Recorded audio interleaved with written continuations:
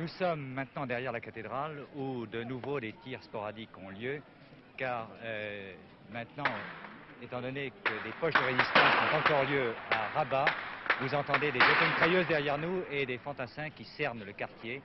Ça tire encore dans certains coins de la ville, du quartier de l'ambassade de France, du côté également du Palais Royal, et les mutins auraient pris des otages et on essaye actuellement de les rechercher. Vous voyez que la situation est encore très confuse à l'heure où nous vous parlons.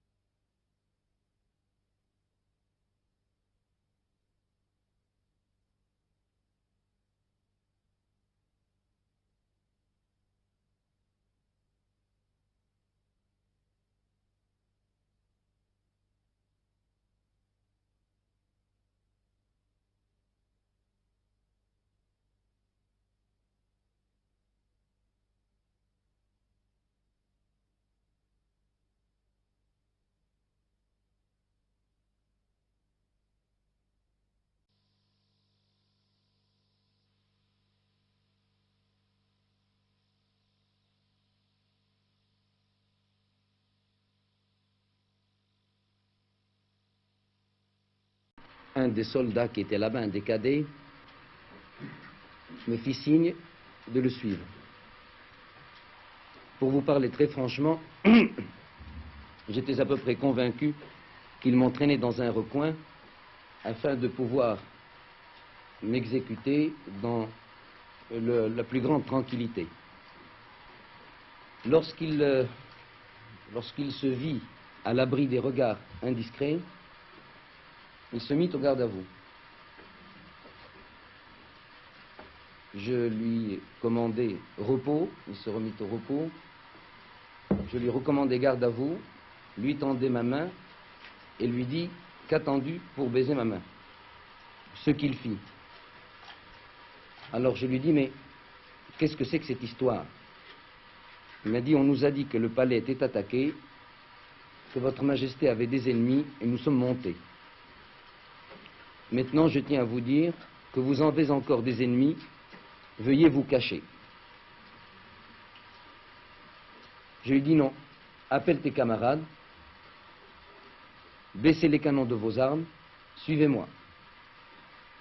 Et c'est alors que je tins ce langage à un groupe de 6 ou 7 cadets en leur disant, il est inadmissible que vous ayez fait de l'armée royale ce que vous en faites maintenant. Cela est indigne et non conforme à ce que j'attendais de vous. Immédiatement, quelques-uns se mirent à pleurer et nous avons récité la Fatiha, qui est la première sourate du Coran. Et je dois dire qu'à partir de ce moment-là, ça a été le dernier épisode, l'épisode du dénouement, qui a fait que j'ai pu récupérer tous les officiers qui étaient prisonniers et les expédier dans les différentes régions ou les différents services du royaume. Serait-il possible de rencontrer et d'interviewer les officiers rebelles actuellement arrêtés? Je dois vous répondre que, en principe, ces officiers auraient dû être passés immédiatement par les armes. Et je crains que vous n'ayez pas le temps de le faire, car je crains que demain soir, à cette heure-ci, ils nous soient exécutés après qu'ils nous aient donné les renseignements nécessaires. On a parlé de complot libyen. Interrogé à ce sujet hier soir sur notre antenne, vous avez à chaud répondu « La Libye, je m'en fous royalement ». Maintenez-vous maintenant que tout est fini, cette appréciation, et pourquoi? Je la maintiens encore plus royalement du fait que je suis encore plus roi aujourd'hui qu'hier.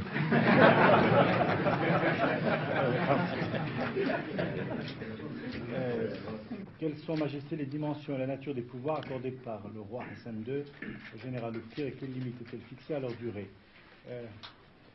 Le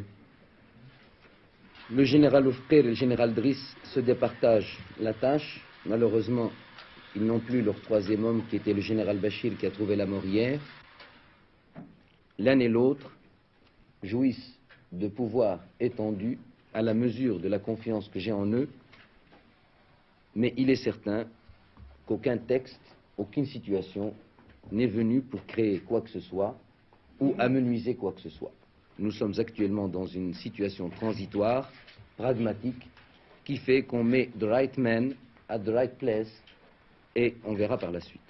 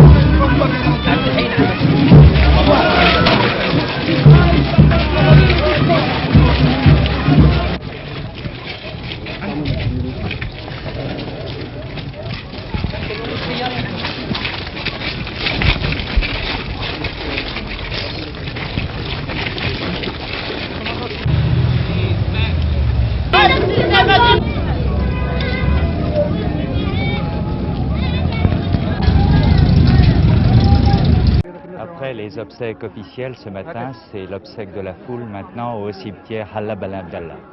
Tous les habitants du quartier sont venus ici rendre un dernier hommage aux victimes de la atroce fusillade d'il y a 2 jours.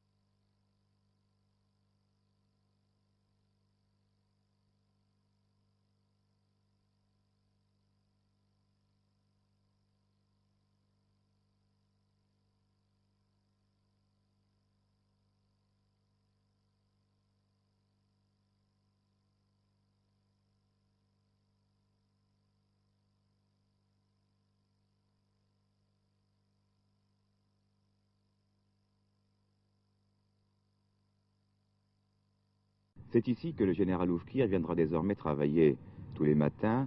Le ministère de la Défense nationale, qui se trouve derrière moi, et qui, vous allez le découvrir, se trouve dans l'enceinte même du Palais Royal.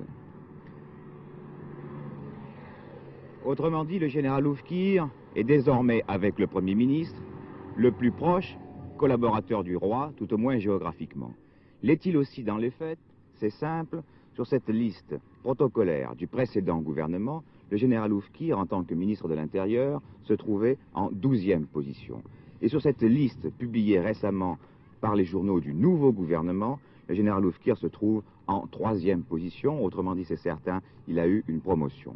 Le voici prenant possession de son nouveau ministère pendant la cérémonie de passation des pouvoirs, quelques minutes seulement avant qu'il nous accorde un entretien.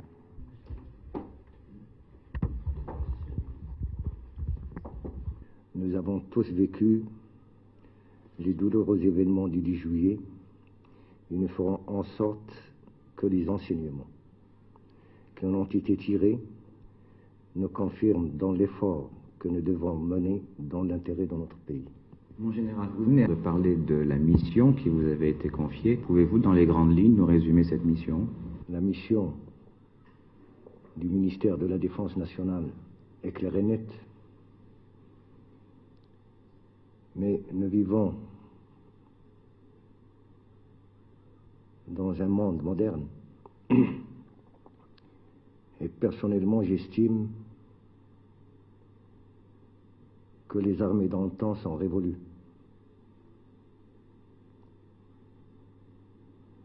J'ai dit aussi que dans un pays, il n'y a pas de sorte de citoyen. Il y a les citoyens, il y a ceux qui sont en uniforme et ceux qui sont en civil. Le but et le rôle de notre armée n'est pas de s'équiper pour faire une course aux armements, ni de préparer un affrontement quelconque contre quiconque. Le rôle des forces armées royales, c'est de faire de la sorte que l'armée soit une école de cadres qui pourront contribuer dans le sein de la nation à un développement économique et social et pour justifier vis-à-vis du peuple et vis-à-vis de la nation le budget de la défense nationale. Pour moi, le budget de la défense nationale doit être un investissement positif, productif et rentable, dans l'intérêt du peuple, dans l'intérêt de la nation et dans l'intérêt du militaire et dans l'intérêt des civils. Mon général, en tant que ministre de l'Intérieur, vous n'aviez peut-être pas l'occasion de rencontrer souvent les représentants du gouvernement français ici à Rabat. J'imagine qu'en tant que ministre de la Défense nationale, vous aurez peut-être l'occasion de les rencontrer plus souvent. Ben, ça serait avec le plus grand plaisir pour moi de les rencontrer. Mais mes rencontres seront dans le cadre de ma mission en tant que ministre de la Défense nationale. Et je pense, et je le souhaite même, qu'il y ait beaucoup plus de contacts entre nous.